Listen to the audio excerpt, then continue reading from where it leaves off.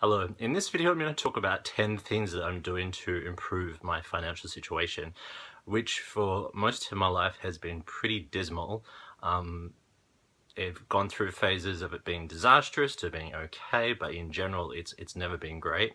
And I think as I come close to turning 40, something has clicked in my brain and I've actually become really motivated to change my situation and improve my finances. And in this video, I'm going to talk about 10 things that I'm currently doing to improve the situation. I'm making this video to help others and also to create some evidence of the fact that I actually started this process, and then in the future I'm going to look back and see how well I've stuck to these things. So the first one, I'm tracking my expenses.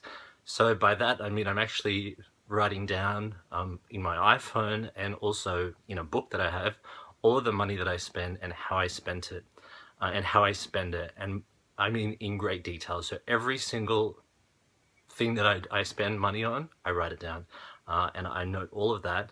The reason that is important is it's very difficult to cut costs and save money if you're not aware of your spending patterns and what you're wasting money on. So this process of building awareness is very important, and I have found it very useful in developing evidence of my habits, my spending habits, and how I waste my money. So I have an app that helps me record all of my expenses, and I also have a book in which I stick receipts and all of that kind of stuff. So I have a lot of information about my spending habits. That's step one. Step two, I've actually written a very detailed budget. I've written budgets in the past, but they were just kind of very global and in general. The budget that I have currently is in Excel document. It's very detailed, and basically it lists every possible thing that I could spend money on and that I do spend money on. A lot of that information comes out of the information that I gathered in step one of tracking expenses. So now I have an Excel document that has all of my expenses. I've broken it down on a monthly basis. So all of the things that I would spend money on during the month, right from rent, groceries, telephone, electricity, right down to small things like, taxis or laundry or whatever. Everything is itemized in that budget, and it's very detailed. And I think that's important. You have to think about all of the things that come up during the year that you could possibly spend money on and make sure they go into that global budget. Step three, I'm actually sticking to the budget. It's one thing to write a budget, it's another thing to actually stick to it and spend your money in accordance with what is in the budget. So each time I get paid, which is every 2 weeks, I see, okay, I have this amount of money that's going to last 2 weeks. How do I spend it in accordance with my budget? I have never done that in my life. I've written budgets before, but I've never actually lived by them week to week and said, you know what, I can't spend money on this because it's not in my budget. I'm actually doing that now for the first time in my life, and I think that action is extremely important, because if you don't actually stick to the budget, what's the point of having it? And sticking to that budget helps you prevent spending money on stuff that you hadn't accounted for and that you don't have the money for.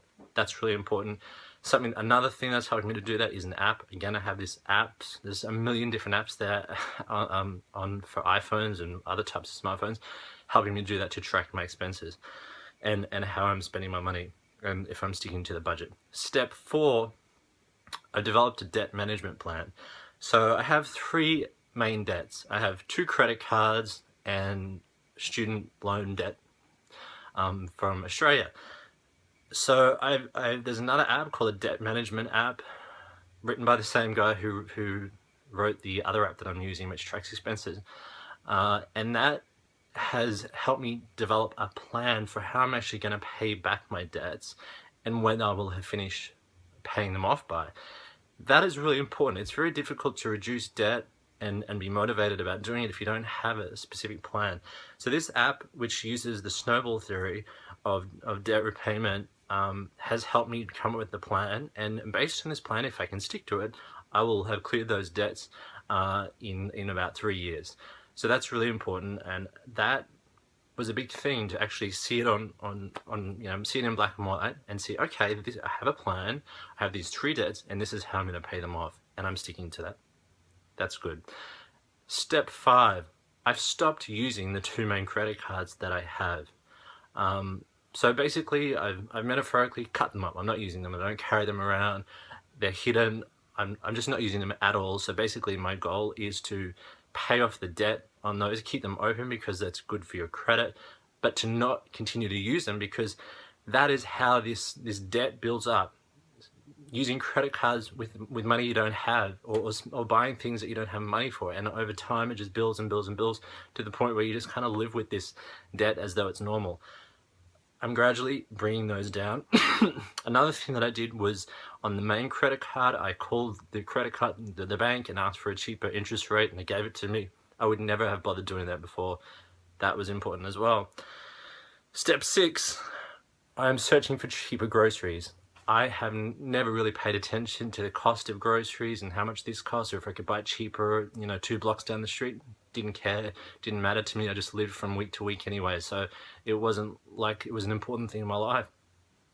But I've seen that, prices for stuff varies greatly from one supermarket to the next, from one store to the next.